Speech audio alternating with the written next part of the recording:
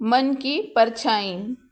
एक घना जंगल था जहाँ एक छोटे से गांव में रवि नाम का एक चित्रकार रहता था।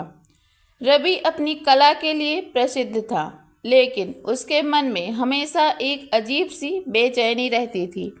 उसे लगता था जैसे कोई अदृश्य परछाई उसका पीछा कर रही है, जो उसे कभी अकेला नहीं छोड़ती। यह परछाई उसके सपनों में आती, उसके चित्रों में दिखती और कभी कभी तो उसे जागते हुए भी महसूस होती। एक दिन रवि ने निश्चय किया कि वह इस परछाई का रहस्य जानकर रहेगा।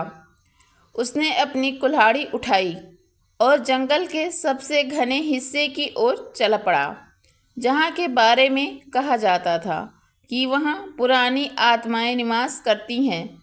चलते चलते वह एक प्राचीन मंदिर के पास पहुँचा, जहाँ एक बूढ़े साधु ध्यान कर रहे थे। रवि ने साधु को अपनी परेशानी बताई। साधु ने मुस्कुराते हुए कहा, बेटा, जिस परछाई से तुम डरते हो वह कहीं बाहर नहीं, तुम्हारे भीतर ही है। वह तुम्हारे मन की परछाई है, तुम्हारे अनसुलझे डर, तुम्हारी चिंताएं और तुम्हारे अधूरे सपने।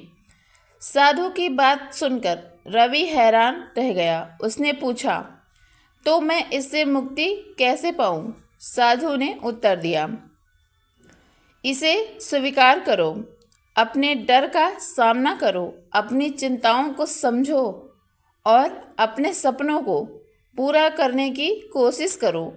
जब तुम अपने भीतर के अंधेरे को प्रकाश में बदल दोगे, तब यह परछाई अपने आप गायब हो जाएगी।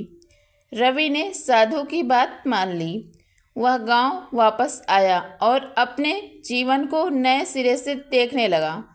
उसने अपने अधूरे चित्रों को पूरा किया, अपने पुराने झगड़ों को सुलझाया और उन लोगों से माफ़ी मांगी जिन्हें उसने अनजाने में दुख पहुंचाया था।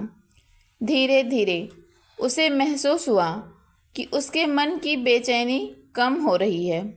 एक रात जब वह अपनी पसंदीदा पेंटिंग बना रहा था, उसने महसूस किया कि वह परछाई अब नहीं दिख रही। उसका मन शांत और प्रसन्न था। रवि समझ गया था कि असली शांति बाहरी दुनिया में नहीं, बल्कि अपने मन को समझने और स्वीकार करने में है। उस दिन से रवि ने कभी पीछे मुड़कर नहीं देखा और वह एक खुशहाल और पूर्ण जीवन जीने लगा।